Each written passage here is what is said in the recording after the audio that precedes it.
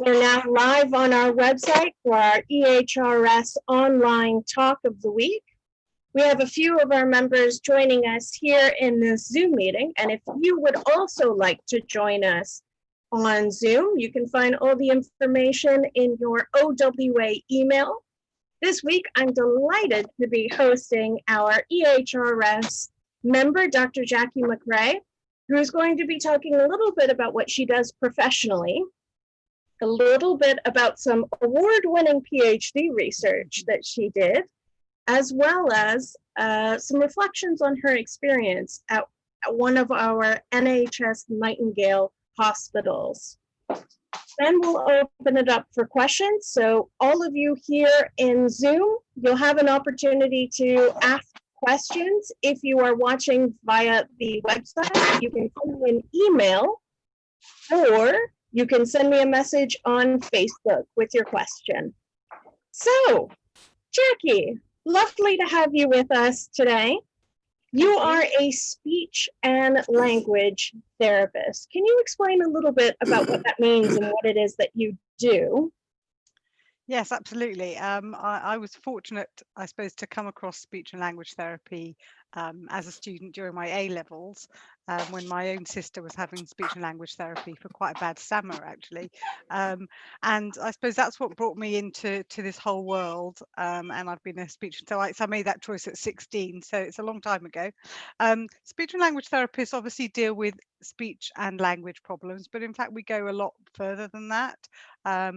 In modern days, we are increasingly involved in hospitals, not just with stroke patients, but also in critical care when patients are very unwell with brain injuries. Often they have breathing tubes put in, and that disrupts the function of their throat and their mouth. And so that's the other extreme end that I'm involved in, really. But I've got colleagues that work with children in the community. They work in the youth justice system with young men and women who have huge challenges with speech and language that then means that they fall out of the education system and get into trouble. People who work with autistic children, learning difficulties. There's a huge range, actually. So as I say, mine is with adults in acute and particularly in critical care. So I'd love to ask you, from your perspective, what is, and this might be a bit of a philosophical question, but I am married to a philosopher. To you, what is language? I think that's a really good question, actually. And I think language, as most people understand it, is the transmission of information. But in fact, it does go a lot deeper. And probably I'd use the word communication, because language, you think of the words, but in fact, communication can be both nonverbal and verbal. It could be in the way you sit, in the way you posture and use your hands and gesture, facial expression, tone of your voice. And I think it's really interesting in modern day how we've moved to these very multimodal ways of communicating electronically, on text, emails, and even on Zoom, really. You know, it's lovely to see each other's faces, and we get so much information from that, which we have lost really from that contact. So I think it is a really interesting time to think about language and how we communicate and connect with other human beings. And it is, although animals do communicate, I think humans use it and manipulate it and have developed it and refined this process so that we share lots of information at all different levels, really. And part of our being, really, I think, communicating and talking to each other. Absolutely. I think anyone who has visited a non-English speaking country will very quickly have an appreciation for just how much easier life is when you're able to say a few words and the person you're speaking to can immediately get on the same page as you. And that goes for our patients in hospital as well. I think it's a very scary and frustrating time. And when they can't communicate, it makes it a lot worse and harder. So that's where I see my role as fitting in, trying to facilitate that communication. I think one of the things that I've seen come up recently has been, we're now all of a sudden having to wear face masks whenever we go into shops.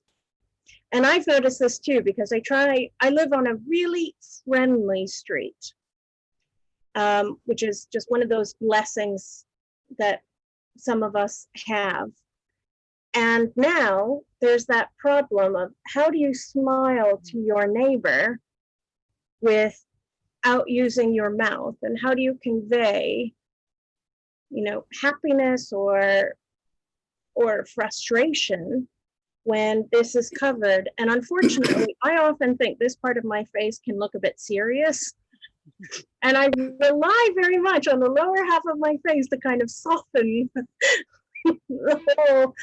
the whole facial expression. So have you noticed in your own work how this has impacted, especially patients, when they're in hospital and they cannot see, perhaps, the facial expressions of the practitioners around them?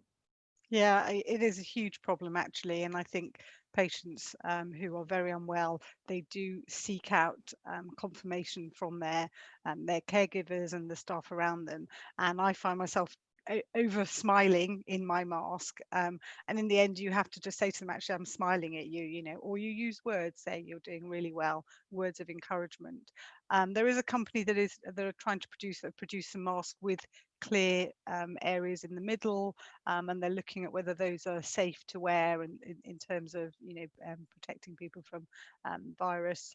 But yeah, it is. I think people are learning a lot about how we take for granted these facial expressions, and that when they're gone, when they're not there, it's very easy to misinterpret or feel antagonism, I suppose, towards somebody because you're not getting those cues that you automatically process without even being aware of it. So yeah, by all means tell people I am smiling or I am frowning or I'm making a face now, because it is difficult to read Yeah. those. It's almost like experiencing the world through email in person. Sometimes you get these emails where a person has written in what seems like a very short tone. Yeah. And you think, oh no, have I really upset them? And And it's this is just, where emojis come into play actually, and it's almost tempting to have a little set of emoji cards so that you yes, can flag them up. That's an idea. or to just draw a big smile right on your mask. Well, even that seems a little bit weird when someone's non-stop grinning at you as Yeah, well. especially There if are, you've got angry eyebrows and a big yeah, smile. yeah. There Very are just some menacing. unspoken rules around facial gesture that when you extend it a little bit, it becomes actually threatening. Yes. So let's go back to some basics before we move on a little bit. Can you tell us a little bit about the training that a speech and language therapist goes to? Yeah, there are quite a few training places across the UK, probably about 10 or 12 now. And in my day, it was predominantly an undergraduate training course. So it was a 4-year undergraduate course that qualified you with both theoretical and clinical training. These days, there's a mix of undergraduate courses, but there's also more popularity with postgraduate courses. So that a lot of people take those after already either working or having another degree, and then they enter. It's quite a competitive placement of these, and then those are 2-year postgraduate degrees to get a degree in. Well, they're called different things: speech sciences, speech language pathology, and then if you've passed your clinical placements, you get a license to practice as a speech and language therapist. So as I say, I think the training is quite demanding. You have to cover both children and adults, a whole range of pathologies, clinical placements that are examined as well.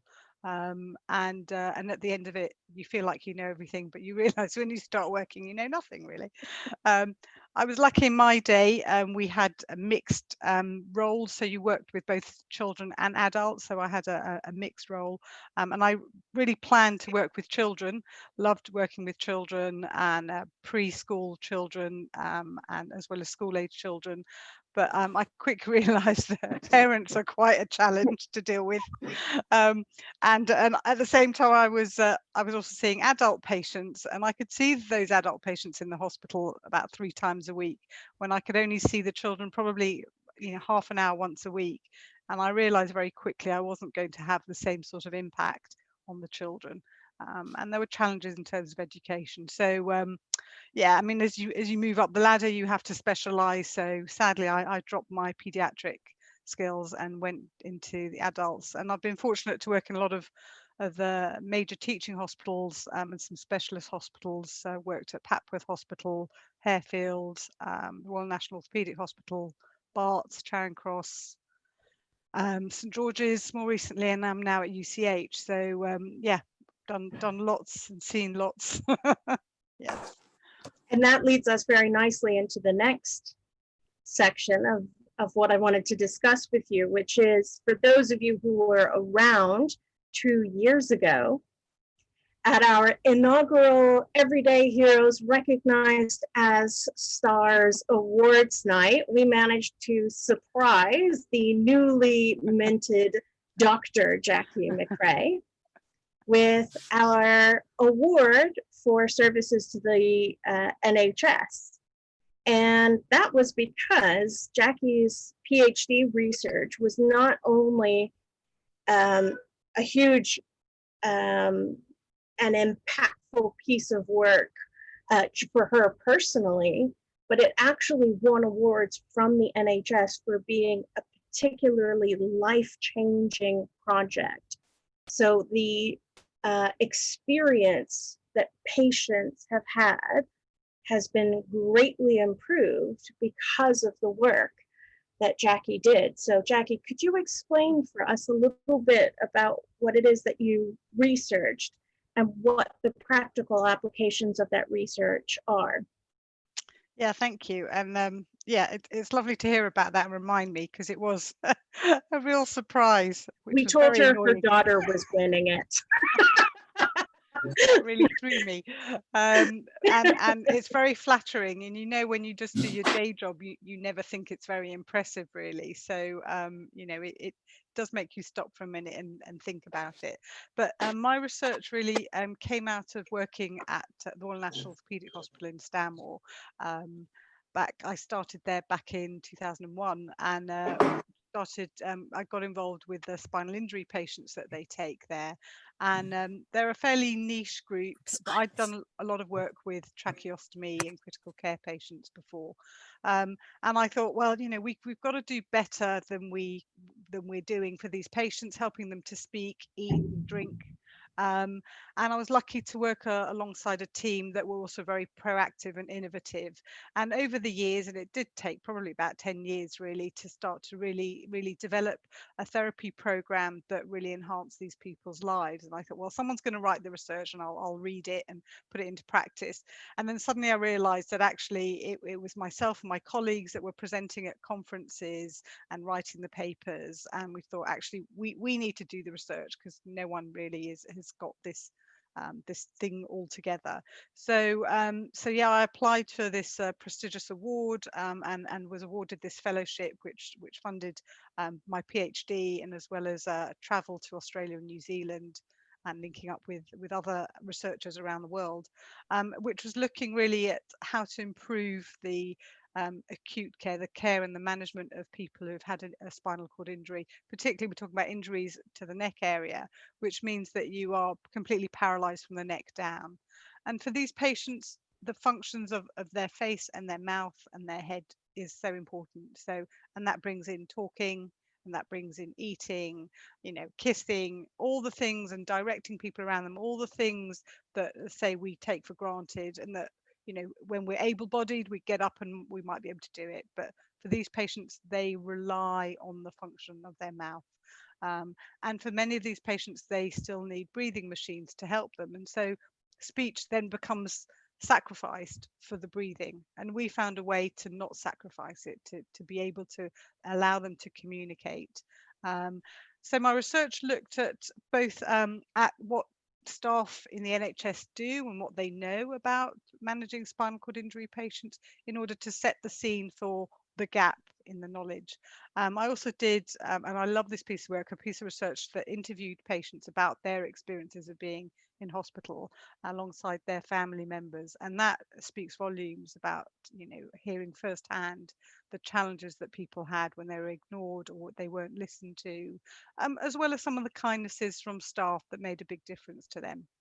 And that research has been written up and hopefully in publication soon. And then the last two pieces of research were really trying to gain consensus from colleagues around the world about the best practice for these patients. So what recommendations, what should staff be doing to make it better?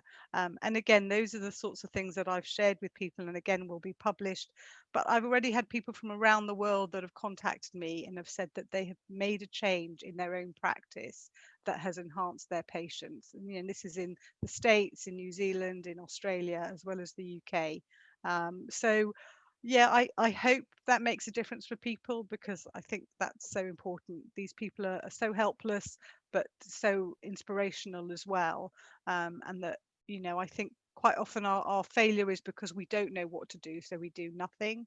Whereas my work is trying to help people, you know, find a pathway to supporting these patients. So the research isn't finished yet. It's still more to do, following it through, really pushing the you know, promoting the recommendations for these patients. So yeah, thank you for letting me talk about that.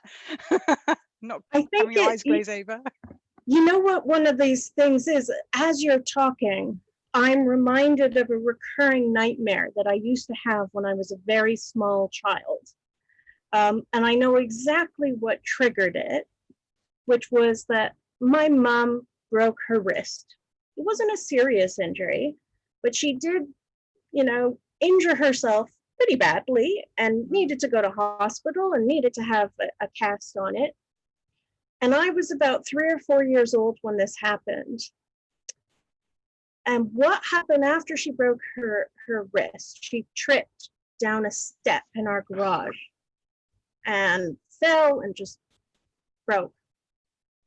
Is that as it dawned on her what had actually happened, that she had a break and needed to go to the hospital. She tried to call out for my dad, but she was in such shock that she couldn't shout. So she was just kind of muttering for my dad to herself, locked in the garage while my dad was watching TV. And I remember her describing this of trying to call out for help and not being able to do it. And that sparked, I'm sure they did not mean for this to happen, but that sparked a recurring nightmare of something happening to my mom and me not being able to vocalize that I needed help. And so your research actually taps into that fear. And as I got a little bit older, I started realizing that this is actually a very common motif for people, that they have a nightmare where they need to get help and they cannot do it because they can't communicate it effectively. And so essentially what you're describing is, for a lot of us, our worst nightmare. Yeah. Yeah. And so to really take that fear quite seriously and say, no, we cannot sacrifice communication for breathing, even though breathing is a necessity. We have to find some way to make both of these things possible at the same time, is very comforting. And for, you know, for patients who are lying in bed and dependent for all their care on nurses, it is one of the first things we teach them is to make a sound. You know, click with your tongue. You know, make a noise so that you can get attention, because I think there is a huge fear of being abandoned. And we'll talk about it a little bit later about the experiences at Nightingale as well. Yes. So Helen has a question here in our chat box, which is a lovely way to ask a question. She says, Jackie, do you also give relatives of patients ways of helping their relatives? Absolutely, absolutely. Communication has to happen with everyone, and relatives are really important to patient, and finding ways of communicating. And they know them much, much better than we do. So they know what they like to talk about, what they don't like to talk about. They know about their interests, their hobbies. We don't know any of that. Quite often we start by asking for a little portfolio of the person's interests. But of course, in that time when they're very ill, those might not be relevant, or they might not be what the person wants to attend to. So absolutely, we're trying to facilitate communication with everyone, especially relatives. So let's talk about the NHS Nightingale Hospital. I think we're all aware of what these are, but just in case, these are the hospitals that were put up by the government in response to the current pandemic crisis. They were put up very, very quickly. It was really amazing to see from the outside how fast they were able to make beds available and get staff in and get supplies in. Today, we're going to get an inside look because Jackie was one of the doctors working in those hospitals. Specifically, you were at the Excel Center. Mm-hmm.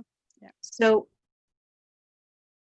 for our benefit, if you could tell us a little bit, maybe set the scene of what it was like to go into the Excel Center. And I imagine you may have been there previous to this I know that your youngest daughter is very into like Comic-Con and Hyper Japan and all of those kinds of things. So you were probably there for conferences in the past. What was it like going in there when it was dressed as a hospital?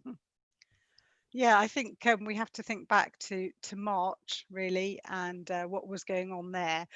Obviously, we were tracking the news from Wuhan in China, and then more recently, what was happening in northern Italy.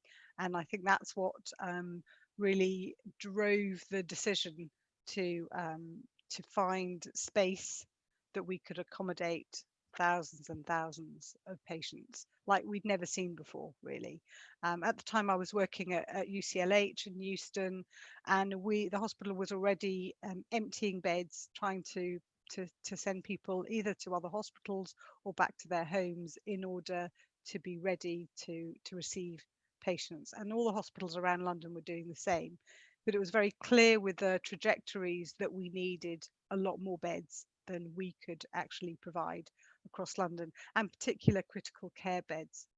With the support of the military, who of course developed fields, set up field hospitals in no time at all, we NHS England found, rather than a big field, found a huge area, a huge space, which was Excel. And as you say, I've been there almost every year for conferences. The Intensive Care Society run their conferences there, so I presented there and had posters there. So it was bizarre. And you've got to think each of the long, you've got a north and a south area, and they're each a kilometre long. And so each side basically had cubicles set up with a bed space and a ventilator in each of those bed spaces. And I was contacted probably around end of March. There was a bit of toing and froing where there were staff that were sought to come and work at Nightingale. And of course, there was a choice of, if you're working in the NHS, you obviously stay put where you are. But my line managers at UCLH were encouraging me to go and help out at Excel. I am one of the national experts. I've written the guidance for the professional body for speech therapists working in critical care. So I was very keen to lend my support and help. So I was asked to be the clinical lead speech and language therapist there. And there was just a sticky situation around contracts, because I'm also employed at a university. So I couldn't just walk out of my job, but I got a call one Thursday afternoon, and they just said, right, Jackie, when can you get there? And I said, oh, sort of next week, maybe Wednesday. They went, no, when can you get there? So I went, okay, tomorrow. And that was Friday, the 3rd of April. So I went over there, and everyone had to go through a training program to prepare us for all aspects of patient care, really, on a number of workstations. We were looking at obviously resuscitation, how to look after the catheter bags, how to take temperatures, how to manage ventilators, mouth care, all aspects of the care. So we were on a day's training, and really at the end of that, they said, right, so you come back on Monday, and that's when you start and expect to be here for 3 months. That was the contract. They said, we'll give you a hotel to live in. So yeah, I turned up, said to the family over the weekend, and we'd already discussed it, but I said, if I go, I'm going to go and stay away because I don't want to bring anything back to the family. So Sunday night, said goodbye to everybody, packed my bags and drove down to Excel, moved into the hotel, and the next morning, 8 a.m. It's an 8 till 8. We did 12-hour shifts. So the first day, on the Monday, I was with the operational team. Basically, we were setting up, as part of the allied health professional team, we were setting up our staffing, our policies, our standard operating procedures, basically making the rules of how we were going to run this. So this is Monday, the 6th of April, and we were ready to take patients. So everything was happening very quickly. We were both building the component parts of a hospital whilst also taking patients in. And of course, we had doctors, we had nurses, we had physiotherapists, we had pharmacists. Everyone was set up. We had the physical space, and it was bizarre because it looked like something from a film set. But this is what we had to be prepared for. I remember, we talked about how in northern Italy they had patients that couldn't get admitted to the hospital, that were lining the corridors. There were tales about people having to make a decision about who would be given a ventilator. We didn't want to go there. We wanted to make sure we had enough so that everybody could be cared for, and I have to say, that's what we did deliver. So yeah, so that was Monday the 6th, and then really the next day, Tuesday, we took our first patients, and I remember we discussed how we would share that news. So an announcement came over on the tannoy, as they do at Excel, saying, Nightingale London is open and we're ready to take patients. And they came pretty quick and fast, actually. Our remit for taking patients, and this is, what most critical cares have to state, is, how many organs failing. So we were taking single organ failure patients. So that meant we were looking at them having just respiratory problems breathing. And that's what we had expected. We expected that the life course of the virus was that people would be ill for about 2 weeks, about 14 days, would need to be ventilated and to be sedated, to be kept asleep during that ventilation, and that we had a number of therapy techniques that we would put them in prone, if you'd heard about that, lying on their tummy to help their breathing, and then turn them back. And that at the end of 14 days, people would either survive or sadly die. And it sounds so simplistic now, but we didn't know any better. So of course, as I say, the patients came in thick and fast. My role was predominantly allocated to the rehabilitation. And again, even there, we thought people would get better and we would send them home from Excel, which is an extraordinary thought, because of course they were far more ill than was possible, and we couldn't send them home. We had to send them back to other hospitals. And so I was part of the extended team. But as patients were coming through, I also did slots as clinical support worker, and something called a bedside learning coordinator. So I was on the ward every day. We were fully in PPE. And again, that's a completely new and unusual and unknown experience for anyone working in the NHS. Of course, we wear gloves and apron most of the time, but the masks were new. We all had to get fit tested to make sure that you didn't get any virus coming in through your mask, to protect you from the patients. So yeah, before we had one part of the XL area, which was right at the south end, that was where we were going to take the first cohort of patients. So gradually those beds started filling up.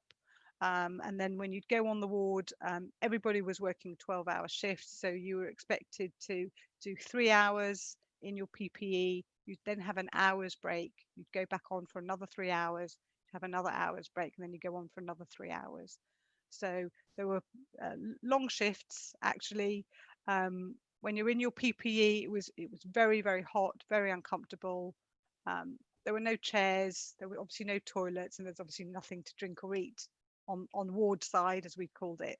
So it was challenging. You didn't know anybody else there. You didn't know anybody's names. You didn't know them before. So you couldn't hear them. You couldn't make sense of what people were saying. It was really challenging, but we were trained and we knew theoretically what to expect. And the power of everyone to come together like that is absolutely extraordinary when you've experienced it, all with a single common goal, which was to deliver the best care. And those patients absolutely got the best care. And it took its toll on staff, really. It was really tough. But again, they looked after the staff. We had training on what's called psychological PPE, where you make sure that you check in with the people around you. There are people you can talk to. There's debriefing sessions. And again, we were looked after very well. Right outside the ward space, there were drink fridges. Companies had donated cold drinks for us. We had hot drinks available. There were snacks. And of course, we went through Easter as well. There were so many chocolate bunnies. Actually couldn't eat anymore. We had all our meals, breakfast, lunch, and supper were mass catered down in the basement in Excel. So we were looked after physically. They did everything to also look after us psychologically and emotionally. But of course, it is tough. These patients were incredibly unwell, and there were frequent emergencies that everyone would run. And when I walked on the ward and you'd see people running, I would take a different route because a lot of my patients were at another end. But you knew what was going on, and you knew to just check in with your colleagues afterwards. So as I say, we aim to take people with just respiratory failure, but inevitably these patients also had kidney problems. So we could put them on dialysis for a short time, then they would have to go back to another hospital. We had patients that needed ECMO, which means that they need complete exchange of the blood cells. And again, we were not a hospital. We were a field hospital. So these patients had to go back to other hospitals. And then also patients, when they obviously were all going past the 14-day mark and surviving, but were needing ventilation for a lot longer. And usually what happens, you change the endotracheal tube that goes through your mouth for a tracheostomy tube, which will be surgically inserted. But again, we didn't have the safe facilities to insert those. And that was one of the reasons why we then had to wind down, because our remit was that the patients had to be safely cared for. If that could happen in a hospital, then that's where they would stay. If we could do the equivalent or better, then they would come to us. And we had daily debriefs, the whole operational team in one of those giant Excel rooms. Every single day, every team reported back on what was going well, what wasn't working, and what we would do in the next 24 hours to change that. Very fast moving, low hierarchy. In fact, it was a completely flat hierarchy. You could talk to the chief medical officer or the CEO or anybody if you had an issue, and we rapidly changed anything that wasn't going wrong. A lot of the media wanted to find out what was going on in Nightingale, and were claiming that we were underused, and didn't take the thousands of patients we were supposed to take. But there's a misunderstanding in that we weren't just a dumping ground for patients, we were delivering the best care. And in total, we actually took, there were about 51 or 52 patients that came through Nightingale. And at any one time, we had over 40 patients there. That is a huge intensive care unit. These are sedated, ventilated patients that needed turning, that needed care for every aspect of their body function. That's no mean feat, and we all delivered that care. So I think a lot of the people that work there find it very challenging when people just dismiss Nightingale. If we said, if London can cope without us, go on and do it. And for those who were listening to the news, I had to stop listening to the news, but we know that there were some parts of London that were very, very badly hit, and they had to send patients out of the hospital very quickly, such as Northwick Park.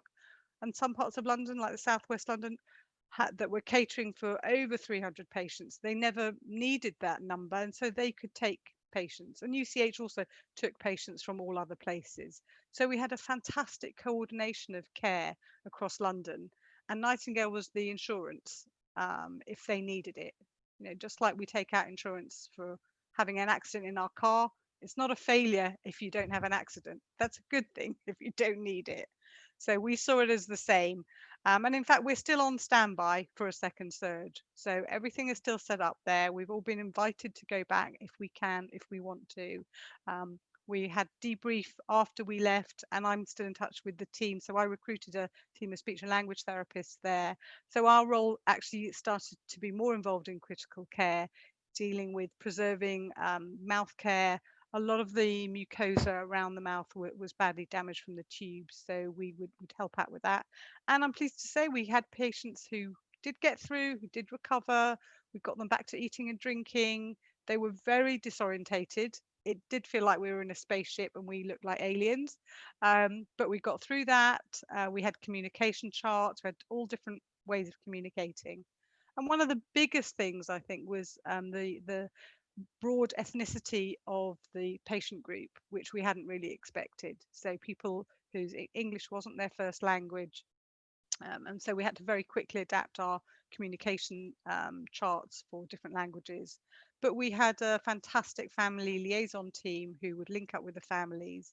And in fact, we had people visit, families were allowed to visit. We would get them in PPE and we would screen off all the other patients.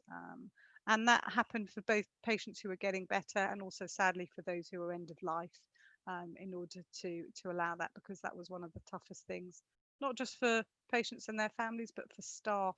Really, really difficult for staff dealing with end of life. And we had a number of procedures to preserve dignity and make sure that we cared for them. And we had so many messages from family members. I think the staff initially really wanted to protect staff and said, you know, you don't need to worry about these people, but we all wanted to know more, and actually we made connections with family members. We had messages from them. We created boards behind each patient that said it was all about them, so the things that they were interested in, about their family members. And even when the patient is sedated and ventilated, you still talk to them. So there was still chatter going on with these patients, talking about their family members, reading out poems or prayers if that's what the families wanted.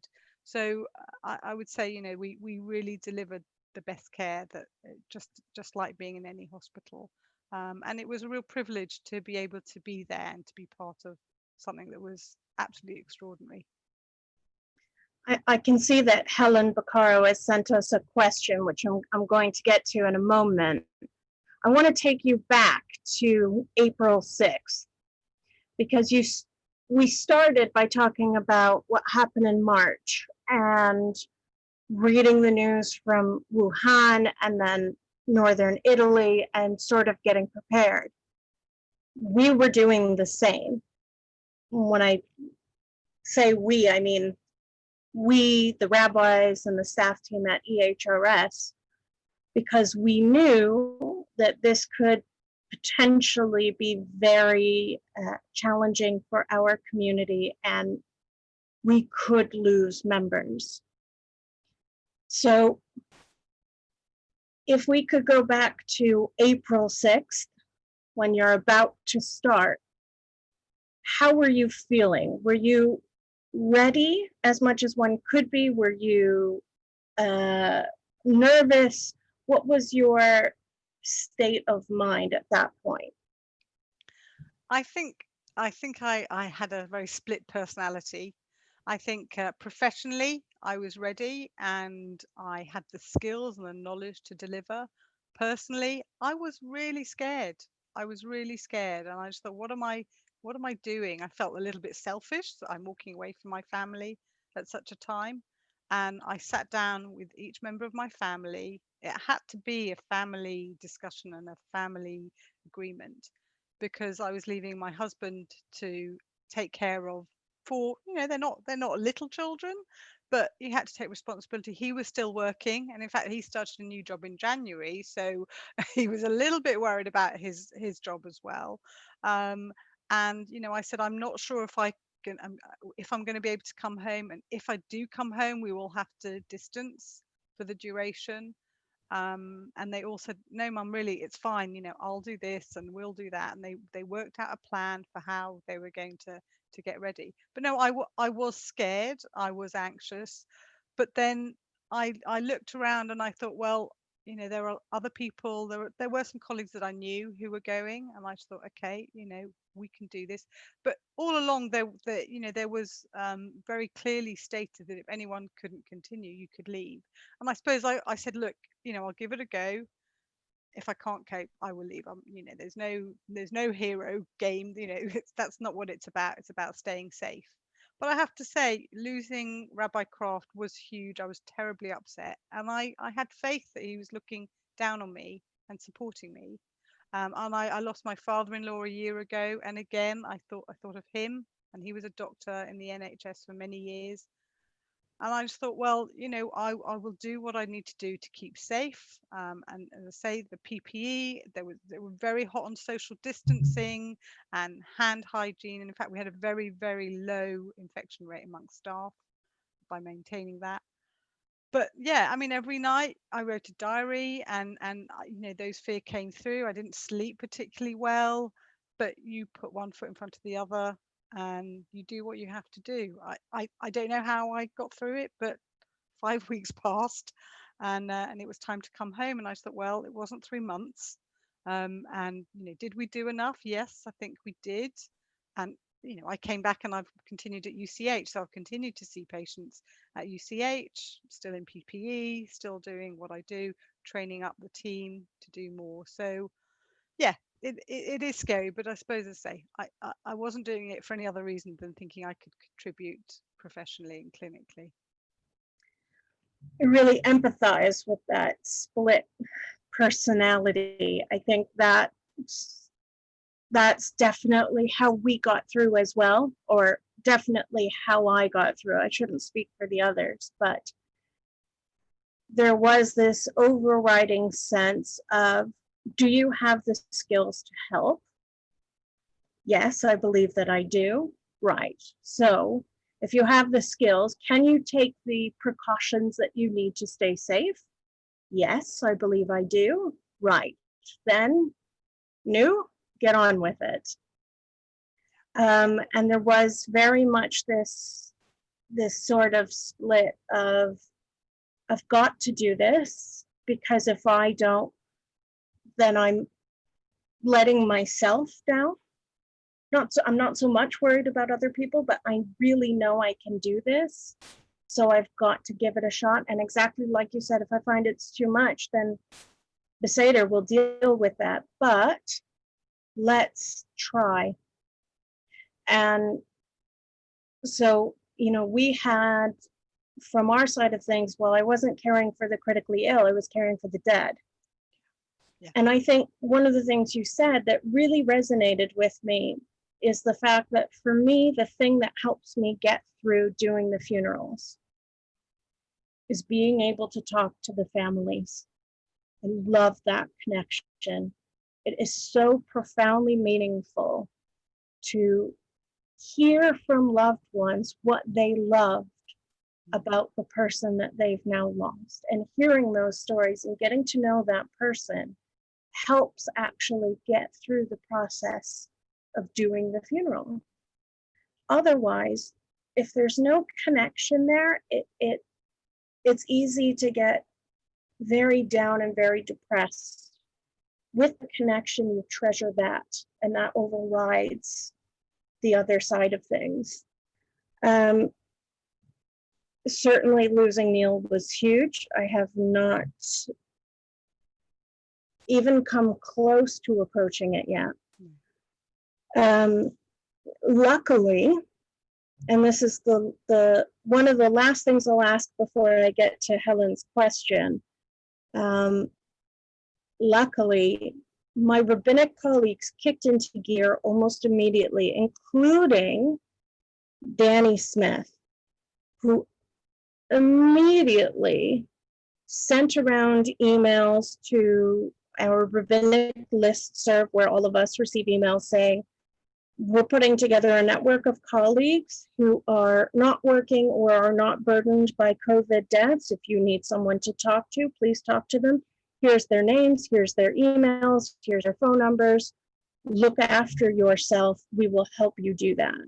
So can you tell me a little bit about this kind of aftercare that's going on in your profession? Because of course you've had to deal with getting to know these people and possibly not seeing them pull through. Yeah. Yeah, no, absolutely. I think it was interesting, even in the psychological PPE, the training before everything kicked off, there was one thing that stuck in my mind. And you know, when you've worked in the NHS for a long time, you think, yeah, I can cope. I've seen that. I'll deal with it. But they said, you know, the challenges and the emotions come through at times of transition. And that stuck with me, and I just thought, okay, you know, let's see what happens. And so, as I say, you go through the 5 weeks. You know, there were some tough times. You know, going when I would come home and then have to go back, and I think I don't know if I can do this. You just dig deep. But when we left Nightingale, and I felt it come through then, and I was suddenly back into the world that everyone else was experiencing, minus 5 weeks, and people wanting to chat to you and Zoom, and I was absolutely overwhelmed. And the visuals, the things that you've seen, that you've heard, that you've had to deal with, all come flooding through. But I was lucky I could link up. We had lots of WhatsApp groups really at Nightingale. Some were obviously professional and some were just for fun, and they were all about just checking in on each other. So I had that group that I could link up with who had the shared experience. But I also had my academic colleagues at the university who again were fantastic and have also had varying experiences through their lives, and they were happy to share. Um, and then I was also offering help and I suppose peer support with the other speech and language therapists that I'd worked with, and I checked in with them. We then had a debrief day at the O2 Centre actually, and again, you know, I sort of think, oh, do I really need to go to this? But actually, you know, it was a whole day down there. But we got to write our emotions down, put them on boards, read other people's, and there were some people you knew and some people you didn't, and it made us open up and actually externalize our thoughts and our feelings. And of course, we've got, you know, numbers and email addresses and people that we can link up with if things if we need to. But I think I'm on track. I think the work has been overwhelming. It hasn't died down clinically, and I'm setting up some research projects as well, and supervising my PhD students, and all of that has come crashing over. It's lovely, but it's exhausting. But you know, we're on leave this week and away next week as well. So time out with the family it's my tonic really. Listening to them chat and see the world through their eyes. You know, politics, you know, the state of affairs, you know, anything goes really with them. And I suppose that's my therapy really, and reminds me that, you know, life is incredibly precious, and that to be kind to yourself, be kind to others, and you know, somehow we will get through. There have been lots of positives through coronavirus, as bizarre as it sounds. It's been very good professionally. Our service has been noticed. We've got new equipment that's arriving now at UCH. I'm doing more training. I've done lots of webinars, done some teaching with students. So, you know, there's learning to be had. We've had fantastic time with the family and the children being home. You know, I suppose I'm an optimist really. I think we need to move forwards, and we try and see the positives. And of course, there are some very challenging times still ahead. So I'm going to come to Helen's question now. It's an interesting typical question, I think, which is, we know that COVID affects multiple body systems. Are you aware that it has affected speech? Yeah, we've had patients who've had bleeds to the brain, so neurological problems. The problems from the tube have affected vocal cords, so a lot of them have very poor voices, very weak voice as well. And then, of course, the whole respiratory system, because you can't breathe enough or you're breathing too frequently, you can't make your voice very loud, or you can't talk for very long. So lots of speech problems and language problems with that as well. And yeah, we've been very busy at UCH with some of those patients. They've got good outcomes. They do quite well, a lot of them, but some of them we still have in the hospital and we're still delivering rehab. So yeah.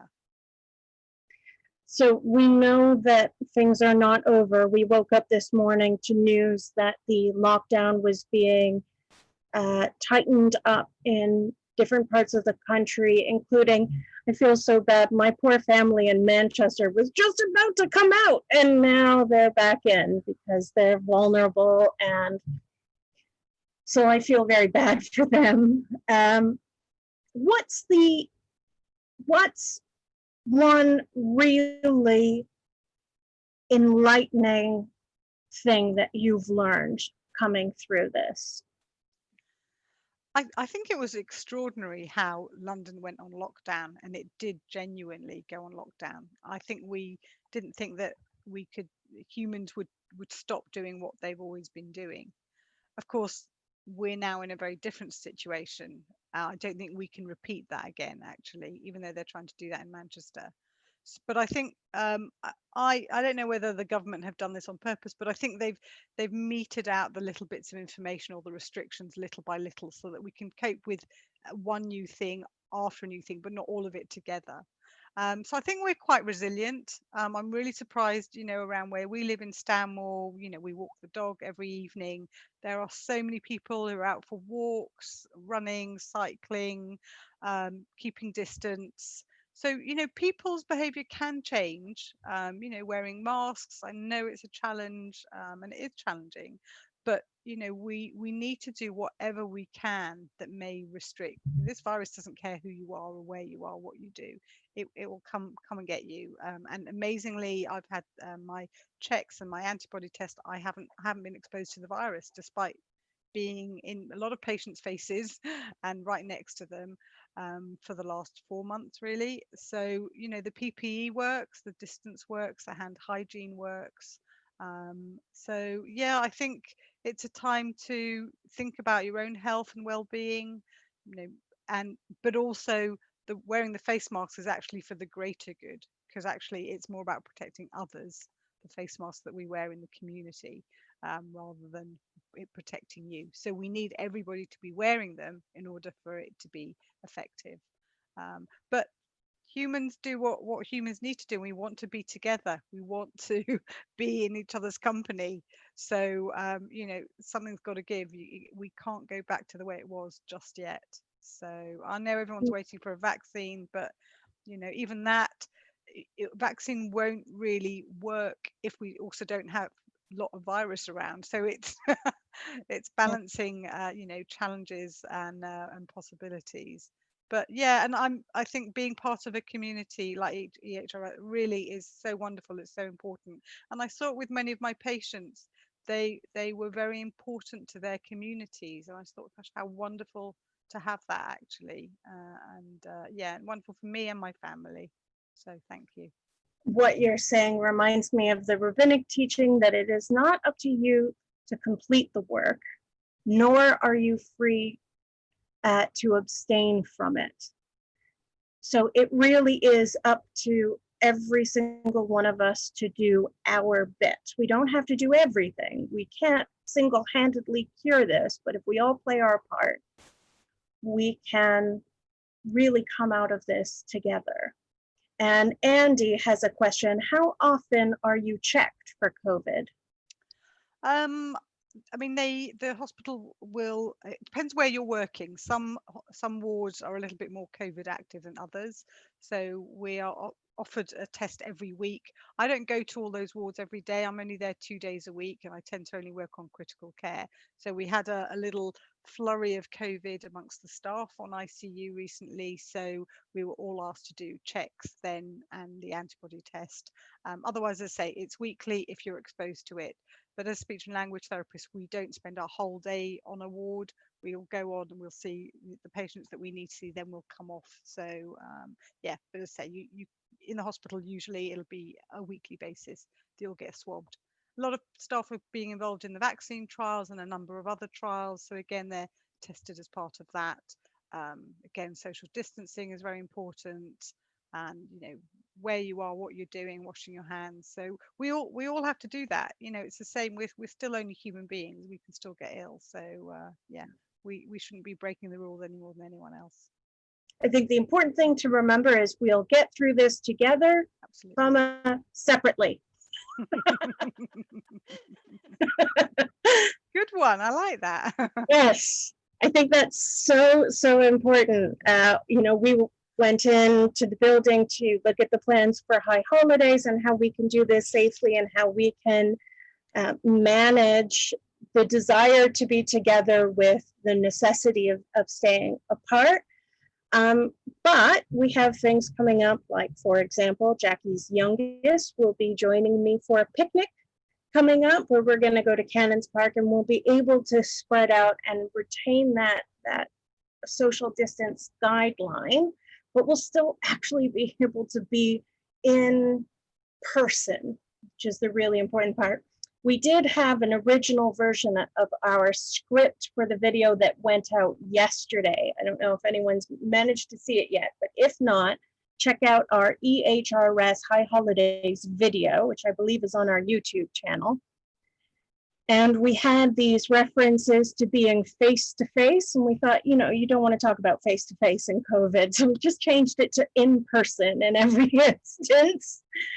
So I want to thank all of you for joining us today for our online talk of the week. And I want to say an extra special thank you to Jackie for making time to speak with us. Honestly, Jackie, your family and your work has been on my mind so much over the last few months, especially when I saw that you were going to the Nightingale, because most teenagers go through a phase where they don't particularly like hanging out with their family. Your teenagers love hanging out with their family. And I knew that that was going to be so difficult for them to manage, because they so just enjoy being in each other's company and keeping an eye on their social media and seeing what they've been up to. It does seem like you've managed to create some really special together time, even though you had two off at university, them coming home and Three. Oh my gosh. Yeah, you're right. Benjamin, 3. Charlotte, and Alex. Yeah. Only Izzy left, and so having all of them back together has actually been one of those positives. So I hope everyone else has found this talk interesting. I know so I want to say thank you, and also Shabbat Shalom to everyone. Thank you. Shabbat Shalom. Thank you very much, Jackie. Thank you very much. Thank It was wonderful. Thank you. I'm glad. All right, so take care, everyone, and we will see you tonight for services, tomorrow for services, loads of opportunities to stay involved. Take care. Keep well. Are you doing tonight's the biot, Emily? Yes. Okay, I'll see you later. All right.